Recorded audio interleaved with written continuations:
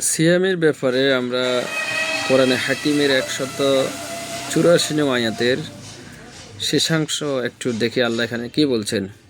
Wang তাসুমু Khairul লাকুম in কুনতুম তা'লামুন।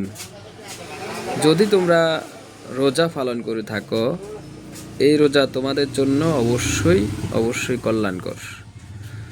অর্থাৎ রোজা আমাদের যে কল্যাণকর, যে হেল্পফুল, যে উপকারী, সেটা শুধু মানসিক না, মানসিকতার পাশাপাশি আমাদের শারীরিক, আধ্যাত্মিক এই রোজাটা আমাদের জন্য উপকার।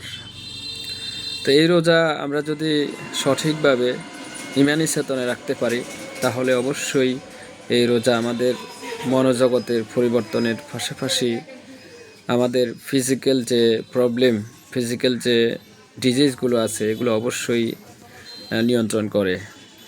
তোর মধ্যে ব্রেন ফাংশনকে ডেভেলপমেন্ট করে, ব্রেন স্ট্রোক, হার্ট অ্যাটাক, এরপরে হাইপার টেনশন, এরপরে জিআইটি, জার্ট ইত্যাদি যে সমস্যাগুলো আছে, এগুলো অবশ্যই এগুলোকে ভালোভাবে নিয়ন্ত্রণ করতে সহায়তা করে।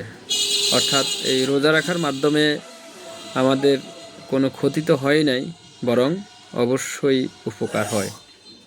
রোজা রেখে কারো গ্যাস্ট্রাইটিস বেড়ে যাবে, অথবা কারো ডায়াবেটিস বা অন্য কোনো প্রবলেম এটা হয় না। হয়তো কিছু রোগীর ক্ষেত্রে হইতে পারে, যারা ক্রিটিক্যাল, যাদের ভাইটাল অর্গানসগুলো উইক, যাদের ফিজিক্যাল প্যারামিটার্স খারাপ, তাদের ক্ষেত্রে ভিন্ন কথা। কিন্তু একজন সুস্থ সবল সক্ষম মানুষ অবশ্যই রোজা রাখতে পারে। আবার আল্লাহ বলেই দিয়েছেন যে আরেক জায়গাতে, যে তোমরা যদি অসুস্থ হও অথবা সফরে থাকো, সেক্ষেত্রে অবশ্যই রোজা ছাড়তে পারো। সেখানে বলা আছে ফামান কানা মিনকুম মারিদা আও আলা সাফার। তো রোজা যেহেতু আমাদের জন্য উপকারী, আমাদের স্বাস্থ্যের জন্য উপকারী, আমাদের মানসিক স্বাস্থ্য, সার্বিক সকলের জন্য উপকারী, এই জন্য আমরা অবশ্যই ফরজ রোজার পাশাপাশি নফল রোজাও প্র্যাকটিস করতে পারি।